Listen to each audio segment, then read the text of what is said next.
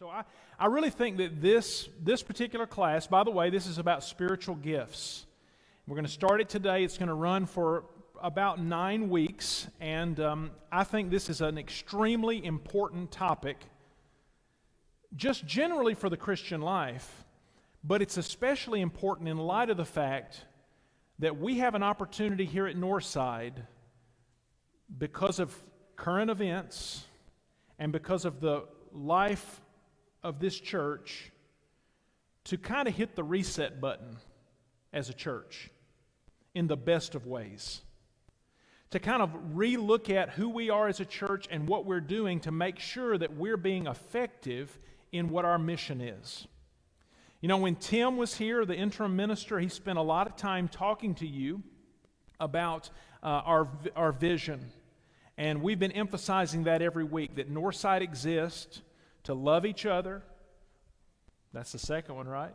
Know God. That's where we start. To know God, to love each other, and serve our neighbors. So we understand that's what our focus is. But those are just words if we don't put some flesh on the bones.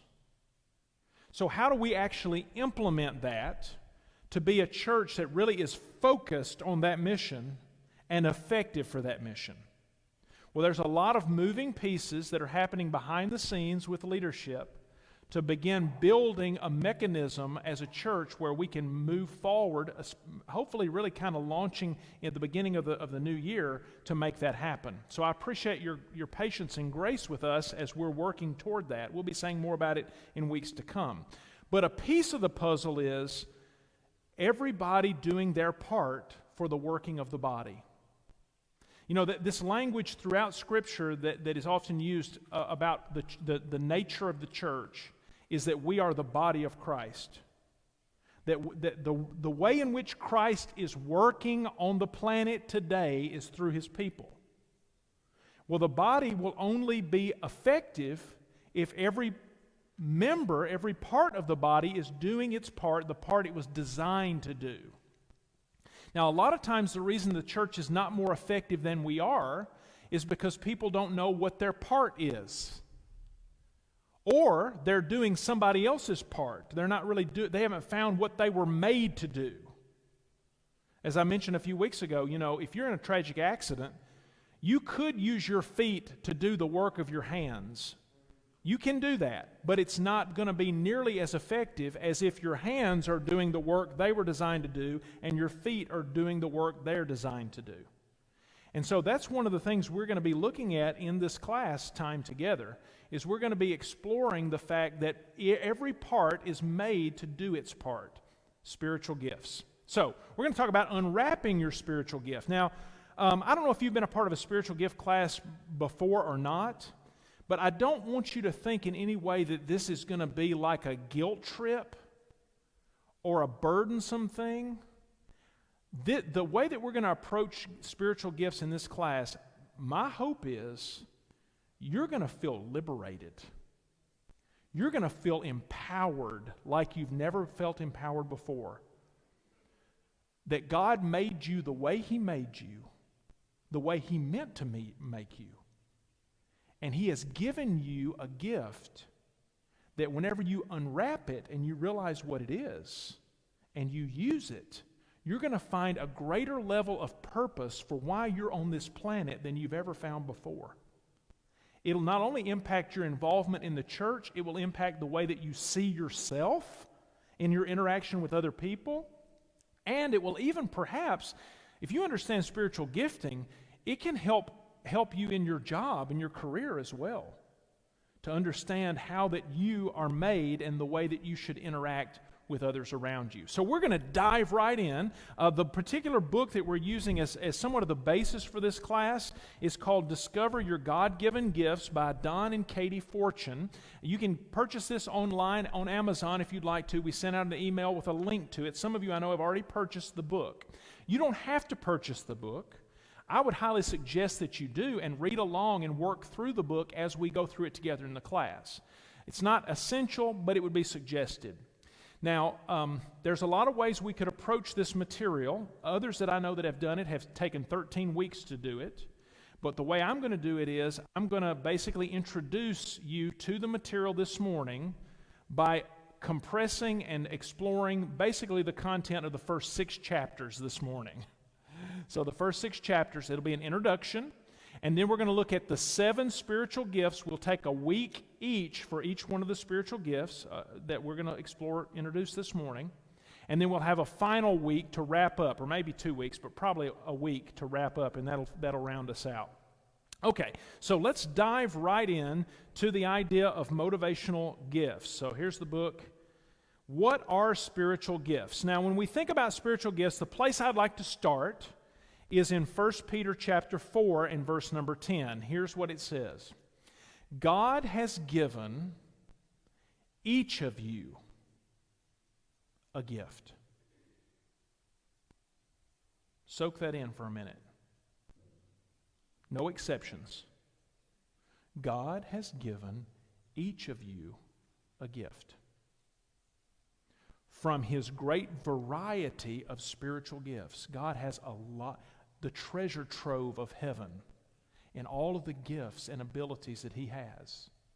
He's given you what He means for you to have. Use those gifts. Use them, don't just use them, but use them well. For what purpose? To serve one another. Let's break this down. First of all, everybody, no exception, has a gift. Secondly, God is entrusting you with that gift. He believes in you. Even if you at this point don't believe in yourself, He believes in you. Remember Moses? Who am I to go? I can't talk very good. Who made your mouth? How dare you say to me that you can't do what I'm calling you to do, God says to Moses. I have given you everything you need to do it. Trust me, believe in me. He's entrusted each one of us with a gift. And He expects us to use it. He wants you to use your gift. And here's the funny thing about it. It's not just like a guilt trip here. He expects you to use it, but whenever you come to understand what it is, that expectation will be not a burden, it'll be a privilege. And you'll be amazed at how joyful that using the gift is. And then finally, the reason He wants you to use your gift, you may know that you have a gift, but the way you're using your gift is really not benefiting anybody. It's using it to your own advantage, to run over people, to get your way. And that's not the purpose of the gift. The purpose of the gift that God has given you is not for you, but for you to use in being a blessing to other people. That's the reason He's given you the gift. This is the foundation, really, of the gifts. Now, if we're going to look at spiritual gifts, there are 3 main passages in the New Testament that explore the spiritual gifts. I want to look at each one of them very quickly. First, the first list would be in 1 Corinthians chapter 12, if you want to look at that in your own Bible. Let me share it with you here. I'll read it from the New Living Translation. But 1 Corinthians chapter 12, verses 7 to 10 says this. A spiritual gift is given to each of us so that we can help each other. Similar to what we just saw. To one person, the Spirit gives the ability to give wise advice. To another, the same Spirit gives a message of special knowledge. The same Spirit gives great faith to another, and to someone else, the one Spirit also gives the gift of healing. He gives one person the power to perform miracles and another the ability to prophesy. He gives someone else the ability to discern whether a message is from the Spirit of God or from another spirit. Still another person is given the ability to speak in unknown languages, while another is given the ability to interpret what is being said. It is the one and only Spirit who distributes all these gifts. He alone decides which gift each person should have. So, this first list of gifts that you are no doubt familiar with might be called manifestation gifts. In other words, these are manifestations of the Spirit, all right? Especially, regardless of what you think about the cessation of miraculous gifts or the continuance of them in today's modern church. Regardless of that discussion, what is clear is, at least here to these readers, the Holy Spirit was giving spiritual gifts, many times miraculous in nature, to manifest, to show the power of God and to confirm His message. All right, so we're familiar with those gifts that certainly were present in the first century church, at the very least. Secondly is ministry gifts. In Ephesians chapter 4, verse number 11, listen to this. Now these are the gifts Christ has given to the church: the apostles, the prophets, the evangelists, and the pastors and teachers. Their responsibility is to equip God's people to do His work and to build up the church, the body of Christ. This will continue until we all have come to such unity in our faith and knowledge of God's Son that we will be mature in the Lord, measuring up to the full and complete standard of Christ. So you're familiar with this as well. These gifts that God has given in the church, of these ministry gifts. You got the apostle, that is the individual that is starting and growing churches. You got the prophet, that is like the activist for God's will, that is proclaiming God's will and encouraging you to follow God's will. You got the evangelist, who's recruiting people for the mission for the church. You got the pastor, who's nurturing and protecting the sheep. You got the teacher, who's explaining, who understands and is explaining truth. These are ministry gifts. But what we're going to spend our time on in this class is neither one of those lists. We're going to focus exclusively on the list found in Romans chapter 12, verses 6 through 8. So this list might be called the motivational gifts. Now, the reason, it's very deliberate, the reason I'm calling them motivational gifts. These are the gifts that God gives you that motivate you with a passion to want to serve, to want to use those gifts to benefit the church and to benefit others. So those gifts are in Romans 12, and we're going to spend our time focusing in on these. Now, if you look at the list in your Bible, which we're going to look at it in greater detail in just a second, you're going to notice the first of those is prophet. All right? When you think of a prophet, you probably think of somebody who can see the future. But in the New Testament, it wasn't just somebody who could foresee that is described as a prophet, but rather someone who was foretelling, proclaiming God's will. So the way the Fortunes in their book describe it, and I like the way they make this distinction, they say, all right, here's a gift. Don't think of just exclusively like a prophet that is limited to a first century context. Think of somebody who's a perceiver, somebody who clearly sees God's will. Okay? And we're going to explore what that looks like as we move into it. But the perceiver, the server, the teacher, the exhorter, the giver, the administrator, and the compassion person. These are the 7 gifts of Romans 12, 6 through 8 that we're going to look at very closely. So let's look at it here, verses 6 through 8. In His grace, God has given us different gifts for doing certain things well. So, if God has given you the ability to prophesy, the perceiver gift, then speak out with as much faith as God has given you. Speak out. Tell God's will. When you perceive God's will in a situation, don't stay silent. You've been given the gift of prophecy, the gift of perception. You should speak it out. Okay? So that's the first of the gifts. If your gift is serving others, then serve them well. If you are a teacher, teach well. If your gift is to encourage others, be encouraging. If it is giving, give generously. Now let me pause here just a moment and notice, these are distinctive gifts. Not that we shouldn't all be people who give. Not that we shouldn't all be people that are compassionate. Not that we shouldn't all as Christians be people who serve. Certainly we should. But some people have been endowed by God with an extra measure of this particular gift. And if that is your gift, then that's kind of your lane. That's kind of your wheelhouse. That's the place where you thrive. And He's saying you need to recognize that, what that gift is, and you need to kind of camp out there and make that your focus. If God has given you leadership ability, take the responsibility seriously. And if you have a gift for showing kindness to others, do it gladly. Okay, so let's kind of get some framework in place about understanding these motivational gifts. Now, again, it's going to be a lot here in the introduction. But we're going to slow down after today, and each week we're going to focus in 1 week each to looking at each one of those gifts in detail. And as we look at each one, like next week we're going to look at the perceiver gift. And I'm going to work through the characteristics of a perceiver gift, and as I work through it, I'm going to give you a sheet that everybody in the room will have, and you will rank yourself on each one of those characteristics and come up with a score of how you score on that particular gift.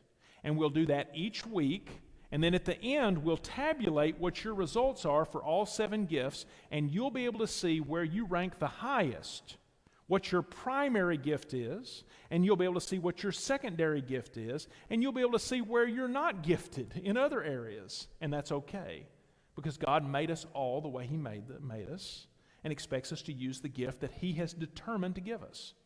Now, if you're, I think we're streaming this, and so if you're watching from home, this material is going to be available on our website. You can go to northsidenashville.com and you can find the banner that shows the spiritual gifts banner. Click on it and you can go there and you can find the slides for today's lesson as well as the tabulation sheets that I'll be distributing each week. If you're watching online, be sure and fill out the sheet like everybody else in person does each week. And when you get your total score for that particular gift each week, email it to the church office so we have your name and score, because we're going to tabulate everybody's scores and have somewhat of a spiritual gifts database at our disposal, so that whenever we start ministry, rebuilding ministry at Northside, we can know, all right, rather than just randomly going to people and saying, hey, would you do this? Would you volunteer for that? Here's a sign-up sheet.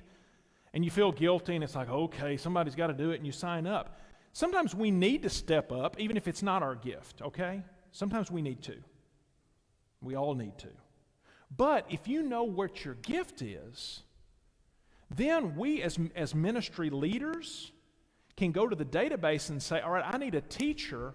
Well, instead of me going to somebody who's a compassion person and asking them to do something that makes them uncomfortable, I'm going to go to my list of the people that have the teaching gift.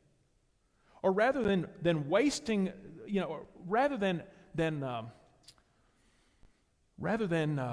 burning out somebody they're doing something because they're good-hearted, they want to serve, but it's not really their gift.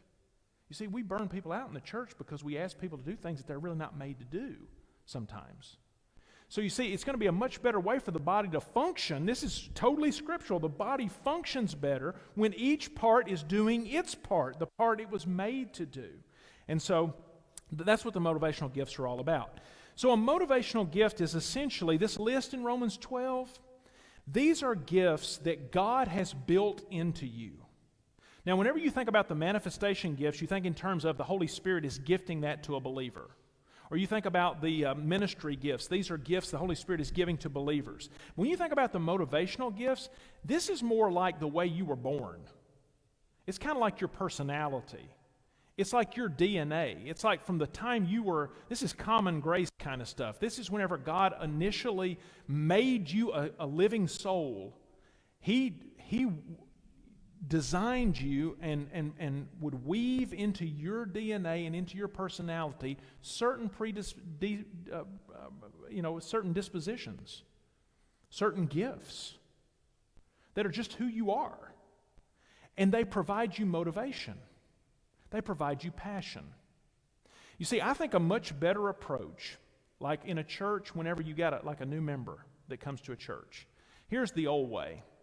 You go to that person, you say, hey, what would you like to do? Or what are you willing to do? Would you teach a class? Would you lead prayer? Would you take some food to a shut-in? A better approach is to go to someone and say, tell me what you're passionate about. You see how then it's not about just getting a warm body or a willing participant. It's about finding what really drives you. What's your motivation? What do you think you're built for? You see? And it's about knowing yourself. It's about your personality, the way your personality has been shaped. And so whenever you understand what that motivational gift is, then you can channel your effort to thrive in that area. Now again, there are going to be times when all of us need to do things in the church because somebody needs to do it. And we need to be sacrificial that way and be willing to put ourselves to death for the good of the church. Okay? There are times for that. But I say that's not really the primary thing. That's kind of a secondary thing. The primary thing is, what were you made for? Because if you can find that thing, your level of enthusiasm for what you're doing and your level of being responsible for that area of work in the church is going to skyrocket when you feel like that's your passion, instead of that's just kind of, well, I got to go teach class in the morning and I hadn't started my lesson yet and I don't even know what I'm going to say. It's like a drudgery, as opposed to if teaching is your gift and you love kids and you love interacting with kids, it's like you're thinking about your lesson a week ahead of time because you can't wait to get in there. Why? And what's the difference? The difference is gifting. Are you with me? So, now again, as every blessing comes with a curse. When God gives a gift, that means there are going to be certain things that come natural to you and you really just knock it out of the park with it. But every gift also means there are going to be certain weaknesses that you're prone to in your personality as a result. So every gift, if you focus on it and channel it, you can thrive. If you're not very deliberate on being aware of yourself, your gift can actually become polluted. And you can hurt people with your gift. Think about this. Take perceiver. I'll just go ahead and show all my cards. I take the test. Guess what my number one gift is? Perceiver. The gift of the prophet is at the top of the list. Now, it's a good thing because I just have this awareness. I mean, I walk into a room. Let me tell you how this works. Whenever I walk into, like Michelle and I go on a cruise, and we walk on the cruise ship. Some people, the first thing they see is the beautiful sunset, or the first thing that they see is, the activities board. The first thing I see? The snag in the carpet over there. Perceiver. Like I walk into a restaurant, the first thing I notice is not the menu, I notice the architectural design, and I notice the flaw. It's like, boy, they messed the sheetrock up over there. Perception. It's like my radar is up, noticing things. Now that's a good thing because if you got the gift of perception, the strength of the gift, is that you're very in tune with the will of God. It's like, okay, here's somebody who's living their life a certain way, and here's God's will, and I can see the disconnect. All right? Now, what do you think the pollution of that gift is? Anybody? What might be the pollution of the perceiver gift? Potential pollution. What? Judgmental. You got it. Judgmental. So I have to be on top of that. I have to watch that. Being very arrogant, being very judgmental, thinking my way is the best way, being somebody who doesn't listen to others. I just want to ramrod stuff through because I think I got the perceiver gift. I know the best way. I mean, I'm going to let you talk and give your advice, but really, after you get done talking, we're going to do what I think is best because I'm the perceiver. All right? So, I got to rein that stuff back. That can be polluted, right? That can just hurt people. That can hurt the church. It can hurt relationships. It'll burn it down. Now, the same is true. I use that example because it's the first gift and because it's my gift. But each one of the gifts have great strengths. But also, you got to know yourself because they can become polluted too. Okay? So, let's understanding the motivational gifts. Let's look. I'm going to briefly summarize these. We're going to spend a week each on each one of them. So if this is overload for you, never fear. We're going to slow down, and each week we'll look at each one. Okay? These slides are available for anybody on the website. If you want to go back and download them, you can. You can look at them in more detail. And also, it's explored in greater detail in the book. Perceiver gift. What's the definition of it? The perceiver is somebody who declares the will of God. It's meeting the need for the spiritual. And what it does is the perceiver keeps the church centered on spiritual principles. The server, the definition of the server is the server renders practical service. It's a practical function in the church. It keeps the work of ministry moving. The teacher is somebody who researches and teaches the Bible. The need that is met in the church is this is the mental aspect. And it keeps us studying the Word and learning more about the Word. The exhorter is the person who encourages personal progress. The exhorter wants to see people not just know information, they want to see people transformed by the Word. They want to see the church, they want to see people applying spiritual truths and living it out. It's like James makes me think of the exhorter whenever he says, don't just be a hearer of the Word, but be a doer of the Word. That's exhortation. Apply it, live it out.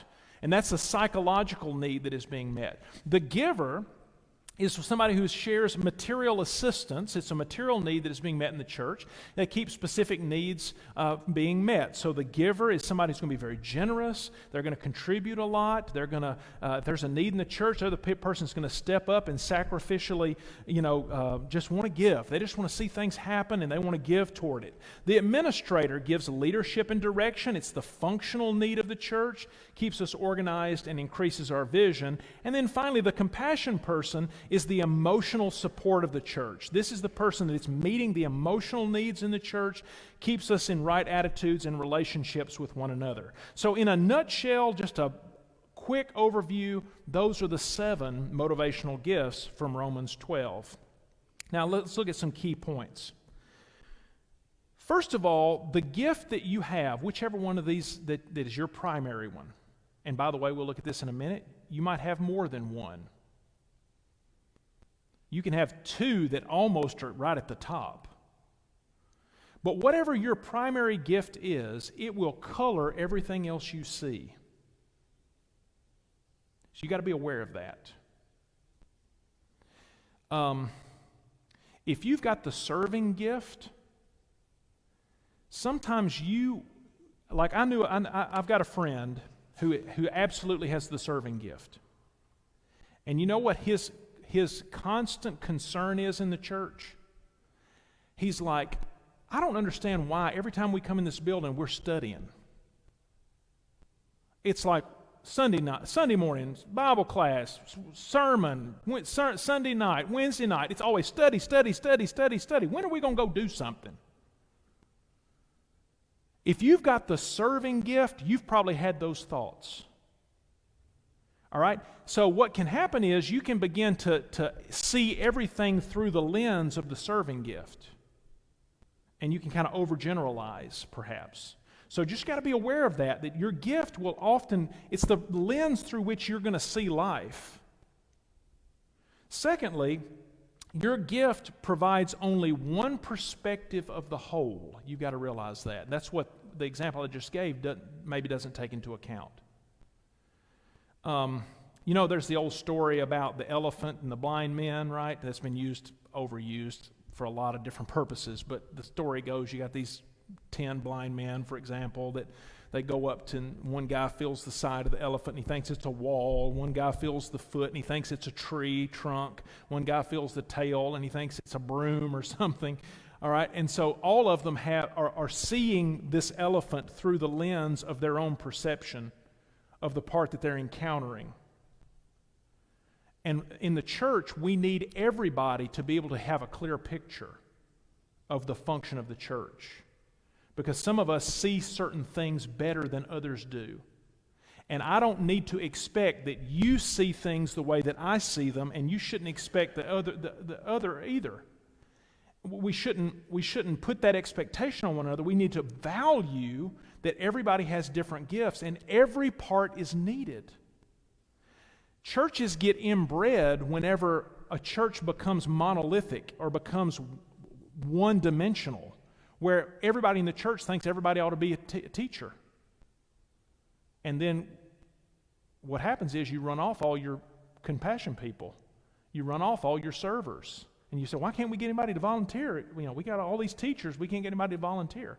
Because you've placed this expectation that everybody ought to do this one thing instead of understanding one another. We've got to understand that every gift is of equal value. There is no gift that is of any greater value than another. Now, that is difficult for us in the churches of Christ, I think, because we have been people of the book. I'm thankful for that, by the way. I would be. I'm a perceiver. All right, but it's not just that. I'm thankful that we're people of the book. We want book, chapter, and verse. Let's study, study, study. Let's know the truth, know the truth, know the truth. All right, that's all great, and we need that. But if we're not careful, we can tend to think that that's all that matters. And we come in here and we study the truth and we know the truth, and we're very arrogant about, well, we know the truth and I'm going to heaven and all those other people out there are going to hell. No, well, maybe they'll come to a knowledge of the truth somehow. And nobody's loving on them. Nobody's serving. Right? And what happens? We didn't value every gift of being of equal value. We've got to do that. For example, I had a hard time convincing somebody of this one time, and I think it's because he was a perceiver. But in Acts chapter 2, the early church, it says they devoted themselves to the apostles' doctrine, to fellowship, to prayer, and the breaking of bread. Now notice that list, it seems to be that they gave equal emphasis to all of those things. It's not that one was more important than the other. Just because the apostles' doctrine comes first in the list doesn't mean it was the number one priority. I read that verse and it seems like these are just a list of things that no order of priority here. Just here's what they devoted themselves to. It doesn't say they devoted themselves to the apostles' doctrine, and when they could get around to it, they also prayed some, and when they could get around to it, they broke some bread. No, it says they devoted themselves to all those things. So you see, that's an example of every gift being of equal value, although those are not gifts. That's functions in the church, but fellowship is just as important as clinging to the apostles' doctrine. Because in relationships is how the truth impacts us, is whenever we're connected to each other. Also, you're going to have the tendency to relate most to people who have similar gifts as you. It's only natural. You're going to understand people that think like you. I'm thinking now of somebody in my life, and it's not my wife, it's not Michelle, but I'm thinking of somebody in my, just to get that out of the way. All right, so she's sitting back there, and I don't want her to think I'm thinking of her, but I'm thinking of somebody else in my life that has this perspective. Maybe you have known somebody like this. And by the way, age makes us get over some of this stuff, but have you ever known somebody like this? They think they know the way, and they think that everybody should see life the way they see life. And if you don't see it like I see it, you're just dumb. You're just an idiot. You need to wake up and get on board with seeing things the way that I see it. All right? That reveals our tendency to relate most to people that are like us or that see the world the way we see it. And part of maintaining the unity of the Spirit and the bond of peace is about understanding that God intentionally did not make the church a bunch of clones. Have you noticed that? He intentionally didn't. Did you? Some of these verses that we just read at the very beginning talks about how God distributed these different gifts, the variety of gifts, the way that He chose to. It was His plan to make us diverse because we'll be more impactful that way. He wants us to be diverse. He doesn't want us to all look the same because we wouldn't be effective that way. We'd be a huge walking eyeball, right? That's a monster. If we're all a huge walking eyeball, everybody's an eyeball in the church. No, we need hands, we need feet, we need mouths, we need ears. We need every part doing its part. But you're going to relate to people. If you're an eyeball, you're going to relate to eyeballs more. If you're a foot, you're going to relate to feet more. So we've got to learn we need to understand that, but we also need to work to appreciate gifts that are opposite us. So this is another key part of this class. There are two major objectives to this spiritual gifts class. Objective number 1, help you discover what your spiritual gift is and thrive in it. Give you a means of thriving in it. That's objective 1. Objective 2, learning humility and compassion and understanding about people that have gifts that are radically different than your gift, and learning to appreciate them, which brings unity in the body. You remember when Paul talks about how ridiculous it would be if the hand says, "Well, I'm not an eye, so I'm not of any value," or the foot says, "Well, if I can't be a mouth, then what good am I?" Paul uses all this extreme language there and basically says, look, if you don't learn to appreciate one another, you're gonna handicap the church. Imagine if your stomach said, I made a decision for the body here. I'm the stomach, and I made the decision that mouth, you can just take a break. You can go on a vacation for like the next 6 months. We don't need you to do anything. Now, if the stomach did that, the stomach will die without the mouth.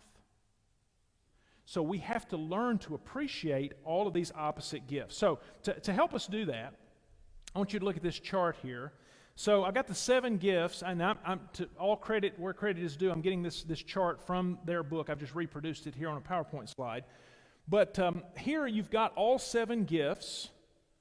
You notice the giver's in the middle. We'll talk more about that in just a minute, because the giver is kind of got a little piece of all of this within them. All right, but you've got the 7 gifts, and the colors represent the part of your person, the part of who you are that kind of drives those gifts. So you might be a person that is more kind of centered in the mind, or the person that's more centered in the will, or a person that's more driven by their emotions. All right, so you've got those different parts, and you're going to notice that the gifts more naturally kind of fit into each one of those different parts. Some gifts have kind of a smattering of both. Okay, this will make sense, I promise, as we walk through it. Now, the point being here is I'm going to highlight the administrator at the top and the compassion person at the bottom, and put those in color. The administrator is going to have a much easier time understanding a person who has the teaching gift. See, a person that's in a role of leadership will have a greater tendency to identify with somebody who is a teacher or is a perceiver, because they're adjacent to them. All right? They're going to have a much more difficult time understanding the compassion person. Likewise, the compassion person is going to have a more difficult time understanding the administrator. So whatever is opposite you in gifting, it's going to be harder for you to relate to them, whereas the person that is adjacent to you, you're going to have a much easier time understanding them. So the reason that's important is you might, let's say you've got the administration gift.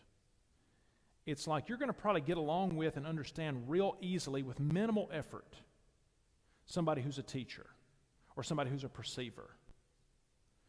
But you might really have a hard time understanding the server or the compassion person. And so you just need to know that, because you might have to work a little bit harder. You might say, well, I do appreciate the other gifts. Maybe the gifts you're appreciating are the gifts that are most like you, either the people that have your identical gift or people that have similar gifts to you. But you might have a little bit more difficult time understanding the perspective of the person that has a gift that is opposite you. So you just need to be aware of that and work hard to try to understand and value people that have gifts that are different than yours. So this is an extremely important thing, I think, to understand. Now, okay, so let's look.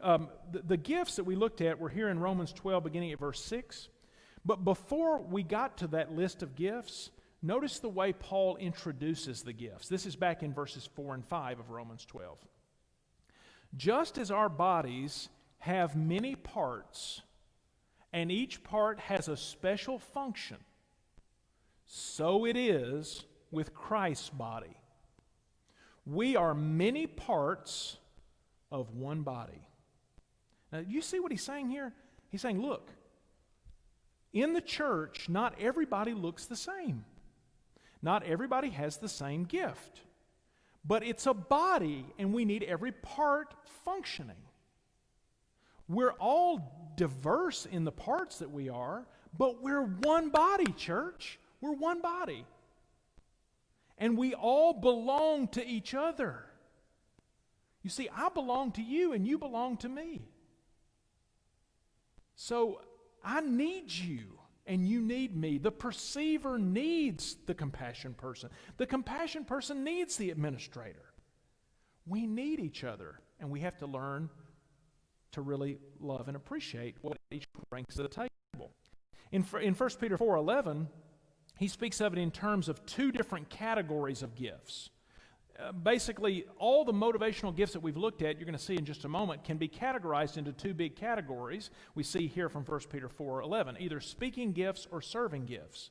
If anyone speaks, they should do as one who speaks the very words of God. If anyone serves, they should do so with the strength God provides. So two ideas here from these two verses we just looked at.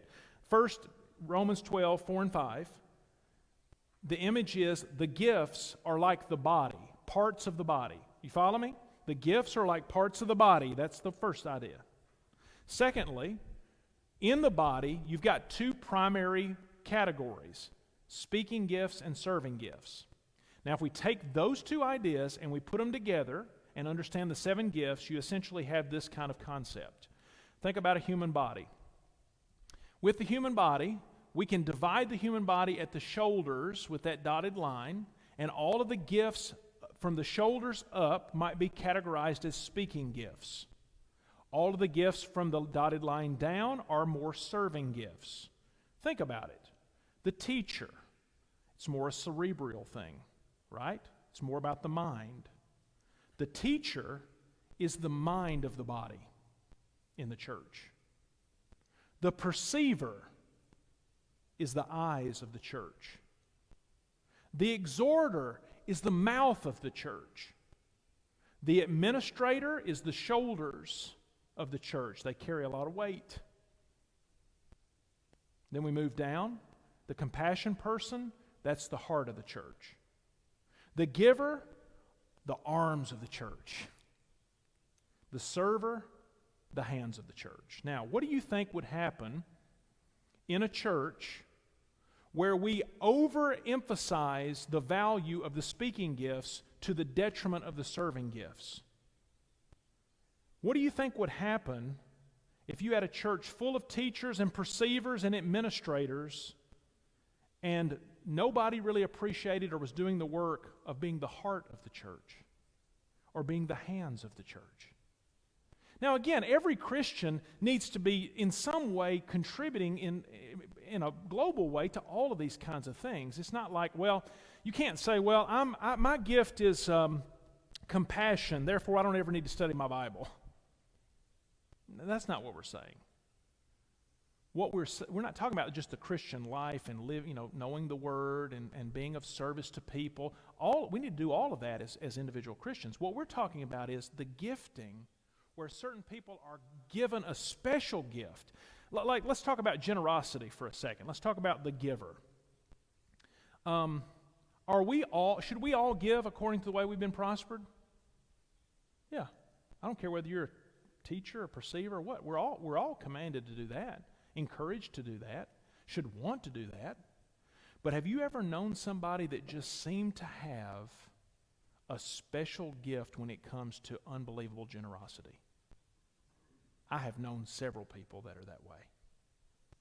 That there's something about the way they're made that they just continue to give above and beyond because it's just like the way they're built. It's like they just can't help themselves. It makes me think of, when it comes to marriage, have any of you ever read Gary Chapman's book, The 5 Love Languages? All right, so in The 5 Love Languages, he makes he believes that we all speak love to one another in various ways. And so some people, the way that they express love might be through physical touch. Some people might express love through gift giving.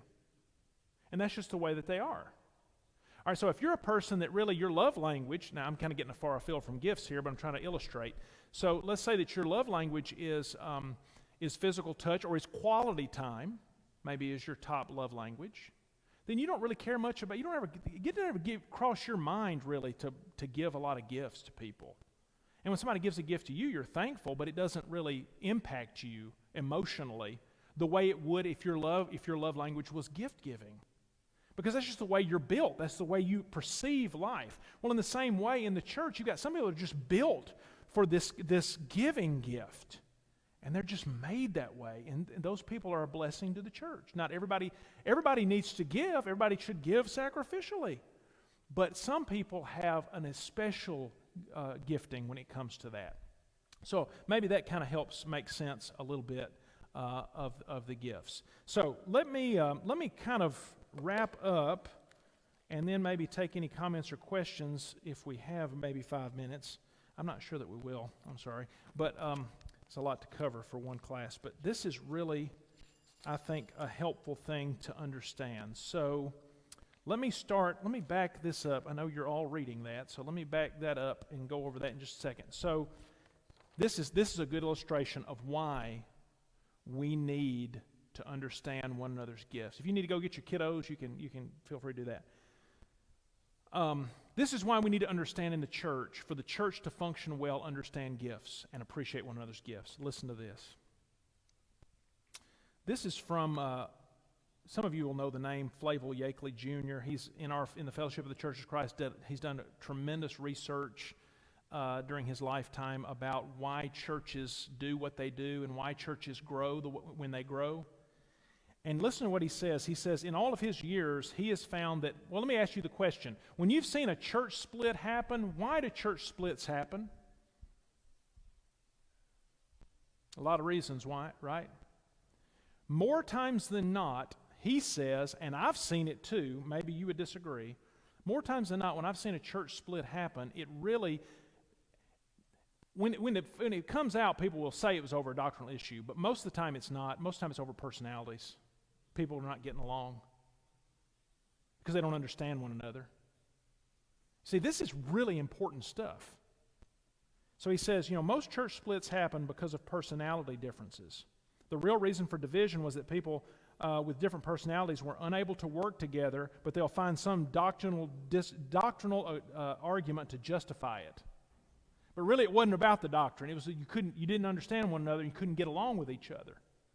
All right, so then he goes on to say, listen to this. He says, in different churches, sometimes you've got different types of churches where there's a focus more on thinking type people or feeling type people. So now he's contrasting like the teaching gift, administrative gift versus compassion and serving gift. Listen to this.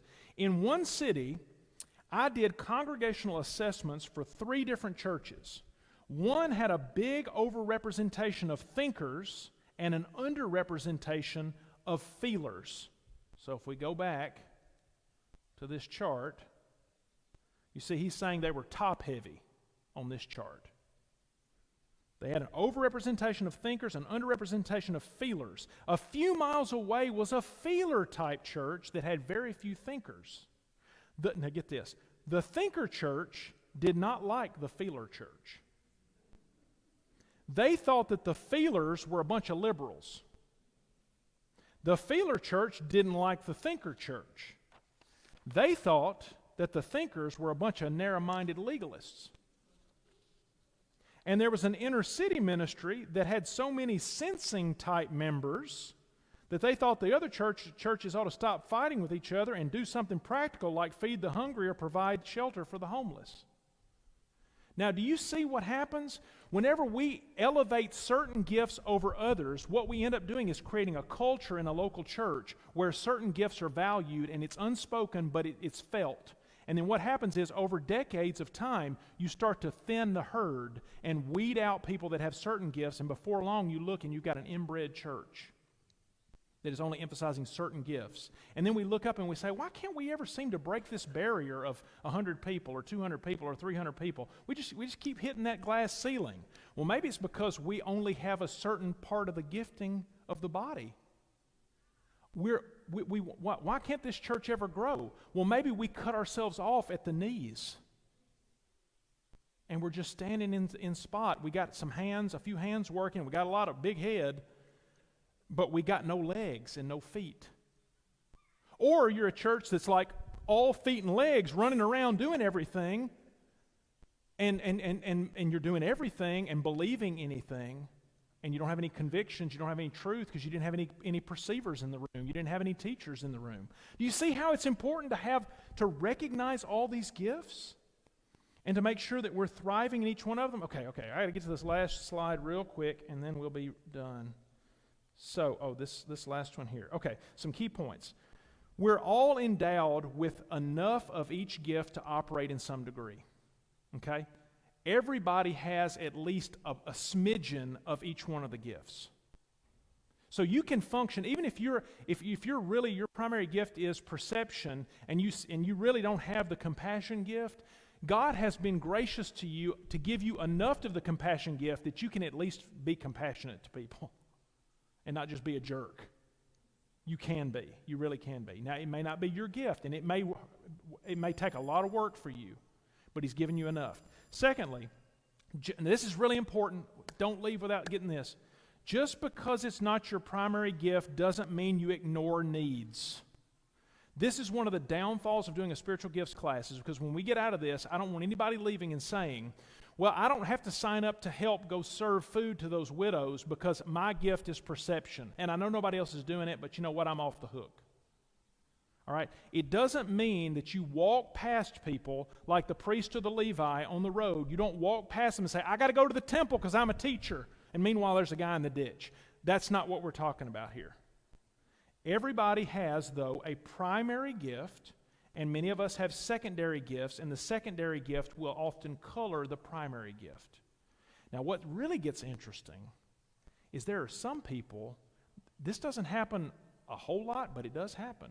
Some people will have a primary gift that's on one side of the circle, and their secondary gift is on the other side of the circle. You may be sitting there thinking about that this morning. It's like you may be primarily an administrator, but then your second gift is compassion. And you know what happens with those people? They're constantly in civil war with themselves. And they're just constantly in internal battle with themselves. But there's a way to be able to work through that. And we'll talk about that as we move forward. Okay, I'm out of time. Sorry, I ran over a little bit. But you see, this is going to be a good class, right? So I hope that you'll come back. We'll start with the perceiver gift next week. Thanks for being here.